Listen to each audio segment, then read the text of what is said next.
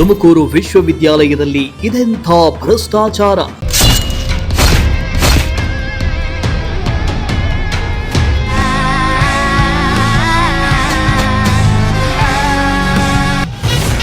ವಿವಿಯ ಪರೀಕ್ಷಾ ಕಾರ್ಯನಿರ್ವಹಣೆಯಲ್ಲಿ ಬ್ರಹ್ಮಾಂಡ ಭ್ರಷ್ಟಾಚಾರ.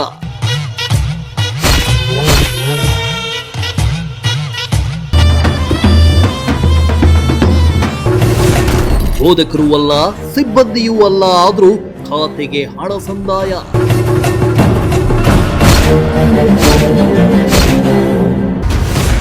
ಲಕ್ಷಾಂತರ ರೂಪಾಯಿ ಅವ್ಯವಹಾರದಲ್ಲಿ ಯಾರ್ಯಾರು ಪಾಲು?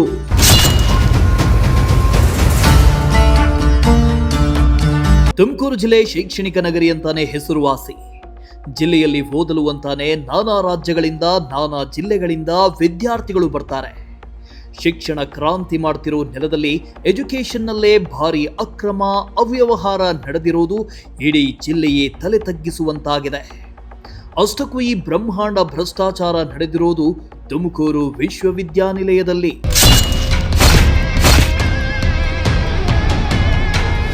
ತುಮಕೂರು ವಿಶ್ವವಿದ್ಯಾನಿಲಯದ ವ್ಯಾಪ್ತಿಗೆ ಬರುವ ಪ್ರಥಮ ದರ್ಜೆ ಕಾಲೇಜಿನಲ್ಲಿ ನಡೆಸಲಾಗಿದ್ದ ಡಿಗ್ರಿ ಪರೀಕ್ಷೆಯಲ್ಲಿ ಬ್ರಹ್ಮಾಂಡ ಭ್ರಷ್ಟಾಚಾರ ನಡೆದಿದೆ ಎಂಬ ಅನುಮಾನ ಶುರುವಾಗಿದೆ. ಹೌದು, ವಿಶ್ವವಿದ್ಯಾನಿಲಯದ ಪರೀಕ್ಷಾ ಕಾರ್ಯಕ್ಕೆ ಬೋಧಕ ಹಾಗೂ ಬೋಧಕೇತರ ಸಿಬ್ಬಂದಿ ವರ್ಗಕ್ಕೆ ಯೂನಿವರ್ಸಿಟಿಯಿಂದಲೇ ಡಿಎ ರೂಪದಲ್ಲಿ ಹಣ ನೀಡಲಾಗುತ್ತೆ.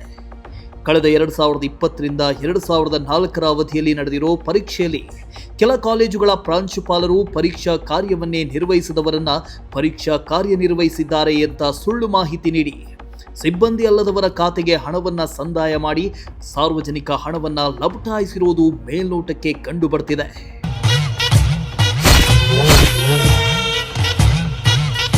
ತುಮಕೂರು ವಿಶ್ವವಿದ್ಯಾನಿಲಯದ ವ್ಯಾಪ್ತಿಗೆ ಒಳಪಡೋ ಕೊರಟಗೆರೆ ಸರ್ಕಾರಿ ಪ್ರಥಮ ದರ್ಜೆ ಕಾಲೇಜಿನಲ್ಲಿ ಪರೀಕ್ಷೆ ಸಮಯದಲ್ಲಿ ಕಾರ್ಯನಿರ್ವಹಿಸದೇ ಇರುವವರನ್ನ ಪರೀಕ್ಷಾ ಕಾರ್ಯದಲ್ಲಿ ಕೆಲಸ ಮಾಡಿದ್ದಾರೆ ಅಂತ ಸುಳ್ಳು ಮಾಹಿತಿ ನೀಡಿ ವಿಶ್ವವಿದ್ಯಾನಿಲಯದಿಂದ ಹಣವನ್ನ ಲೂಟಿ ಹೊಡೆದಿರೋದು ಬಯಲಾಗಿದೆ. ವಿದ್ಯೆ ದಾನ ಮಾಡಬೇಕಾದ ವಿದ್ಯಾಸಂಸ್ಥೆಗಳು ಕೂಡ ಅಕ್ರಮ ಮಾಡಲು ಮುಂದಾಗಿವೆಯಾ ಎನ್ನುವಂತಾಗಿದೆ. ಇನ್ನು ಸಂಬಳ ಜಮೆ ಮಾಡಲು ಕೊಡಲಾದ ದಾಖಲೆಗಳಲ್ಲಿ ಒಂದೇ ಹೆಸರಿನವರು ಒಂದು ಕಡೆ ಅಟೆಂಡರ್ ಅಂತ ಇದ್ರೆ, ಮತ್ತೊಂದು ಕಡೆ ಟೈಪಿಸ್ಟ್, ಇನ್ನೊಂದು ಕಡೆ P1 ಅಂತ ನಮೂದಿಸಿದಾರಂತೆ. ಅಲ್ಲದೆ ತುಮಕೂರು ವಿಶ್ವವಿದ್ಯಾನಿಲಯದ ಹಣಕಾಸು ವಿಭಾಗದ ಸಿಬ್ಬಂದಿ ಪರೀಕ್ಷೆಗಾಗಿ ಅವರ ಸಂಬಂಧಿಗಳಿಗೆ ಹಾಗೂ ಸಿಬ್ಬಂದಿ ಎಲ್ಲದವರಿಗೆ ಹಣ ವರ್ಗಾಯಿಸಿರುವುದು ಬೆಳಕಿಗೆ ಬಂದಿದೆ.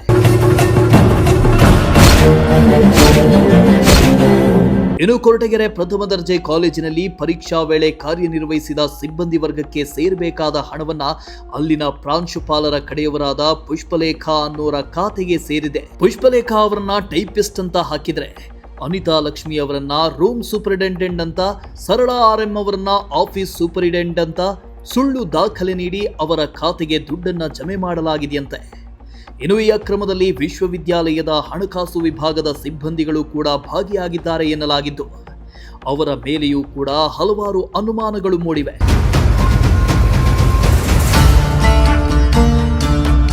ಇನ್ನು ಈ ಕೊರಟಗೆರೆ ಸರ್ಕಾರಿ ಪ್ರಥಮ ದರ್ಜೆ ಕಾಲೇಜಿನಲ್ಲಿ ಪರೀಕ್ಷಾ ವಿಭಾಗದಲ್ಲಿ ನಡೆದಿರುವ ಅಕ್ರಮದ ಬಗ್ಗೆ ಮಾಹಿತಿ ಕಲೆ ಹಾಕಲು ನಮ್ಮ ಪ್ರಜಾಶಕ್ತಿ ಟಿವಿ ಕೊರಟಗೆರೆ ಸರ್ಕಾರಿ ಕಾಲೇಜಿನ ಬಳಿ ತೆರಳಿತ್ತು. ಈ ಬಗ್ಗೆ ಸರ್ಕಾರಿ ಕಾಲೇಜಿನ ಪ್ರಾಂಶುಪಾಲರನ್ನ ಪ್ರಶ್ನೆ ಮಾಡೋದಕ್ಕೆ ಮುಂದಾಗಿತ್ತು. ಆದ್ರೆ ಪ್ರಾಂಶುಪಾಲರು ತಾನು ಬೇರೆ ಕಡೆ ಇದ್ದೀನಿ, ಅಲ್ಲಿದ್ದೀನಿ, ಇಲ್ಲಿದ್ದೀನಿ ಅಂತ ಕಥೆ ಕಟ್ಟುವುದಕ್ಕೆ ಶುರು ಮಾಡಿದ್ರು. ತುಮಕೂರು ವಿಶ್ವವಿದ್ಯಾನಿಲಯದಲ್ಲಿ ನಡೆದಂತಹ ಅತಿ ದೊಡ್ಡ ಹಗರಣ ಅಂತ ಹೇಳಿ ಇದನ್ನ ಹೇಳ್ತಾ ಹೋಗ್ಬೋದು. ಬೋಧಕ ಮತ್ತು ಬೋಧಕೇತರ ಸಿಬ್ಬಂದಿ ಈ ಪರೀಕ್ಷೆಯಲ್ಲಿ ಏನು ಕಾರ್ಯನಿರ್ವಹಿಸ್ತಾ ಇದ್ರು ಅವರಿಗೆ ಸೇರಬೇಕಾದಂಥ ಹಣ ಹೆಚ್ಚಾಗಿ ಸೇರಿರುವಂಥದ್ದು ಮತ್ತು ಯಾರೆಲ್ಲ ಕಾರ್ಯನಿರ್ವಹಿಸಿಲ್ಲ ಅವರ ಖಾತೆಗೂ ಕೂಡ ಜಮಾ ಆಗಿರುವಂಥದ್ದು. ಇದನ್ನು ನೋಡ್ತಾ ಹೋದರೆ ತುಮಕೂರು ವಿಶ್ವವಿದ್ಯಾನಿಲಯದ ಹಿಸ್ಟರಿಯಲ್ಲಿಯೇ ಅತಿ ದೊಡ್ಡ ಹಗರಣ ಅಂತ ಹೇಳ್ತಾ ಹೋಗ್ಬೋದು. ಸಾಕಷ್ಟು ದಿನಗಳಿಂದಲೂ ಕೂಡ ಪರೀಕ್ಷೆಯಲ್ಲಿ ಕಾರ್ಯನಿರ್ವಹಿಸುವವರಿಗೆ, ಬೋಧಕ ಮತ್ತು ಬೋಧಕೇತರ ಸಿಬ್ಬಂದಿಗಳಿಗೆ ತುಮಕೂರು ವಿಶ್ವವಿದ್ಯಾನಿಲಯದಿಂದ ಹಣ ಪಾವತಿ ಆಗ್ತಾ ಇತ್ತು ಅವರ ಖಾತೆಗೆ. ಆದರೆ ಯಾರೆಲ್ಲ ಕಾರ್ಯನಿರ್ವಹಿಸಿದ್ರು ಅವರನ್ನು ಬಿಟ್ಟು ಕಾರ್ಯನಿರ್ವಹಿಸದೇ ಇರುವವರ ಖಾತೆಗೂ ಕೂಡ ಹಣ ಜಮಾ ಆಗಿರುವಂಥದ್ದು. ಸದ್ಯ ನಾನು ಇದನ್ನು ಪ್ರಶ್ನೆ ಮಾಡೋದಕ್ಕೋಸ್ಕರ ಇಂದು ನಾವು ಕೊರಟಗೆರೆಗೆ ಬಂದ್ವಿ. ಇಲ್ಲಿ ಕೊರಟಗೆರೆಯಲ್ಲಿ ಸದ್ಯಕ್ಕೆ ಯಾವುದೇ ರೀತಿಯ ಪ್ರಾಂಶುಪಾಲರು ಸಿಗ್ತಾ ಇಲ್ಲ. ಇವಾಗ ಆ ದೃಶ್ಯಗಳಲ್ಲಿ ಗಮನಿಸ್ತಾ ಹೋಗ್ಬೋದು. ನಾವು ಸರ್ಕಾರಿ ಪ್ರಥಮ ದರ್ಜೆ ಕಾಲೇಜು ಹನುಮಂತಪುರ ಕೊರಟಗೆರೆಯಲ್ಲಿರುವಂಥದ್ದು. ಇದನ್ನು ಪ್ರಶ್ನೆ ಮಾಡೋದಕ್ಕೆ ಬಂದಾಗ ನಮಗೆ ಯಾವುದೇ ರೀತಿಯ ಪ್ರಾಂಶುಪಾಲರು ಸಿಕ್ಕಿಲ್ಲ ಮತ್ತು ಇಲ್ಲಿನ ಸಿಬ್ಬಂದಿಗಳು ಹೇಳಿದ್ದು ಅಂತ ಏನಪ್ಪಾ ಅಂತಂದರೆ, ಇಲ್ಲಿ ಸದ್ಯಕ್ಕೆ ಪ್ರಾಂಶುಪಾಲರು ಲೀವ್ ಇದ್ದಾರೆ ಅಂತ. ಇದು ಸಾಕಷ್ಟು ದಿನಗಳಿಂದಲೂ ಕೂಡ ಚರ್ಚೆ ಆಗ್ತಿರುವಂಥ ವಿಚಾರ. ತುಮಕೂರು ವಿಶ್ವವಿದ್ಯಾನಿಲಯದ ಇತಿಹಾಸದಲ್ಲಿಯೇ ಅತಿ ದೊಡ್ಡ ಹಗರಣ ಅಂದರೂ ಕೂಡ ಇದನ್ನು ತಪ್ಪಾಗಲಿಕ್ಕಿಲ್ಲ.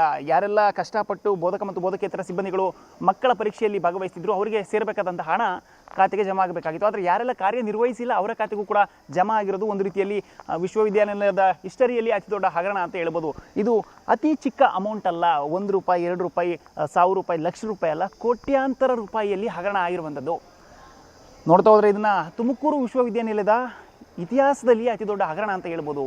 ಸಾಕಷ್ಟು ಬೋಧಕ ಮತ್ತು ಬೋಧಕೇತರ ಸಿಬ್ಬಂದಿಗಳು ಪರೀಕ್ಷೆಯಲ್ಲಿ ಕಾರ್ಯವನ್ನು ನಿರ್ವಹಿಸ್ತಾ ಇದ್ರು, ಎಕ್ಸಾಮ್ ಡ್ಯೂಟಿಯನ್ನು ಮಾಡ್ತಾ ಇದ್ರು.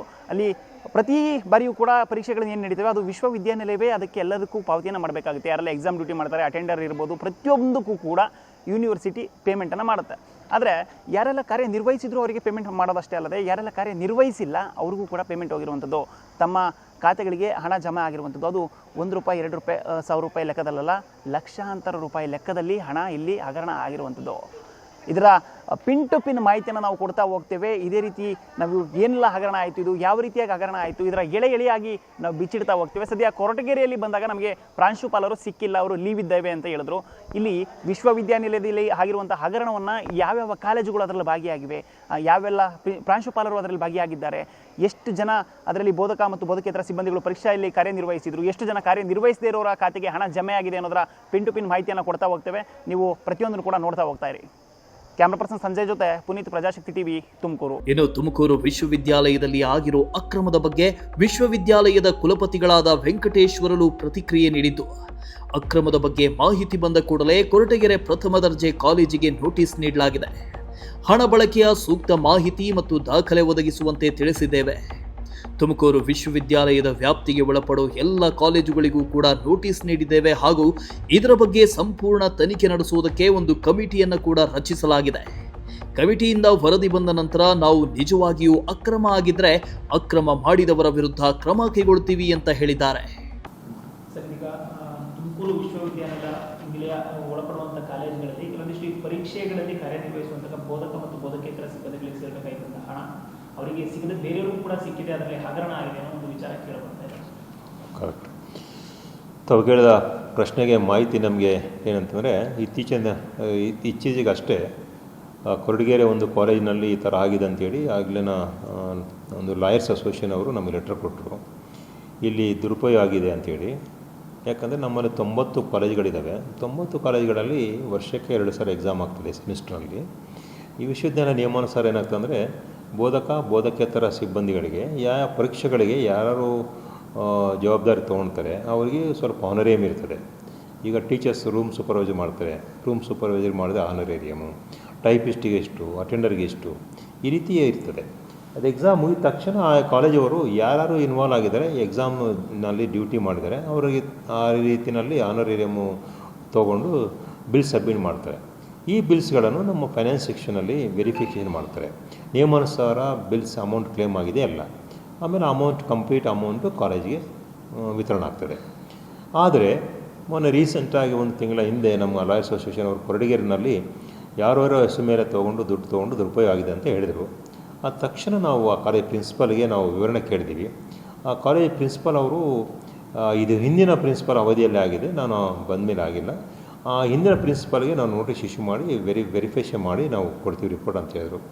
ಅದಲ್ಲದೆ ಈ ಇನ್ಸಿಡೆಂಟ್ ನೋಡಿ ನಾವು ತುಮಕೂರು ವಿಶ್ವವಿದ್ಯಾಲಯ ವ್ಯಾಪ್ತಿಯಲ್ಲಿರುವ ಎಲ್ಲ ಕಾಲೇಜಿಗೆ ಒಂದು ಎಚ್ಚರಿಕೆ ಪತ್ರ ನೀಡಿದ್ವಿ. ಈ ರೀತಿ ನಮಗೆ ದೂರುಗಳು ಬರ್ತಾ ಇದ್ದಾವೆ, ಅಂಥ ದೂರುಗಳು ನಿಮ್ಮ ಕಾಲೇಜಿನಲ್ಲಿ ಆಗಿದ್ದರೆ ನಮಗೆ ವಿವರಣೆ ನೀಡಿ ಅಂತ ಲೆಟರ್ ಕೊಟ್ಟಿದ್ದು ಒಂದು.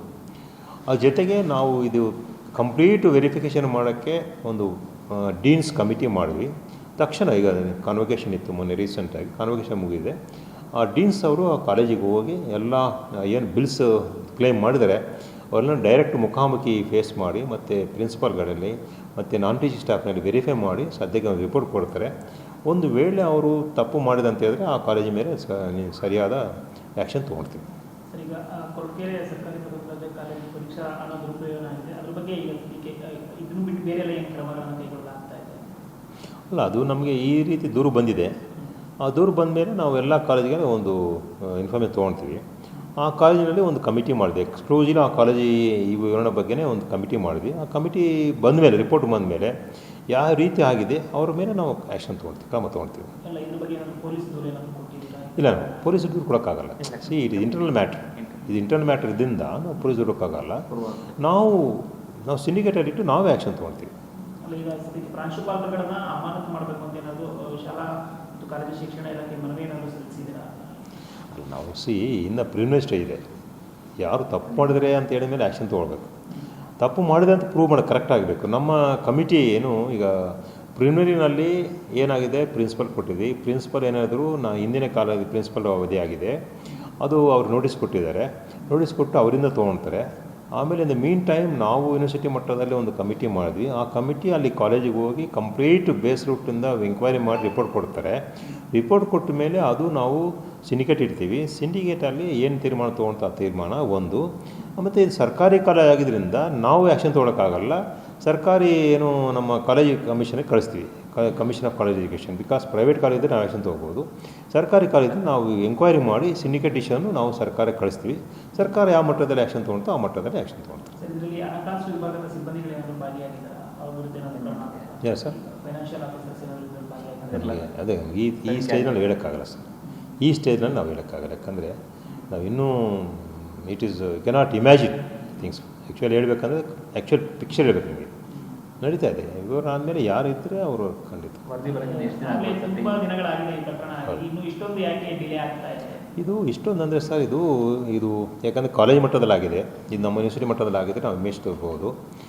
ಆ ಜೊತೆಗೆ ನಾವು ಅವ್ರು ಲೆಟರ್ ಕೊಟ್ಟಿದ್ವಿ, ಅವರು ಅಲ್ಲಿ ಟೈಮ್ ಕೊಡ್ತಾರೆ. ಆನಂತರ ನಾವು ಎಂಕ್ವೈರಿ ಕಮಿಟಿ ಮಾಡಿದ್ವಿ. ಈಗ ಮೊನ್ನೆ ಕಾನ್ವೊಕೇಷನ್ ಇತ್ತು, ಅದಾದಮೇಲೆ ಆಗುತ್ತೆ ಖಂಡಿತ.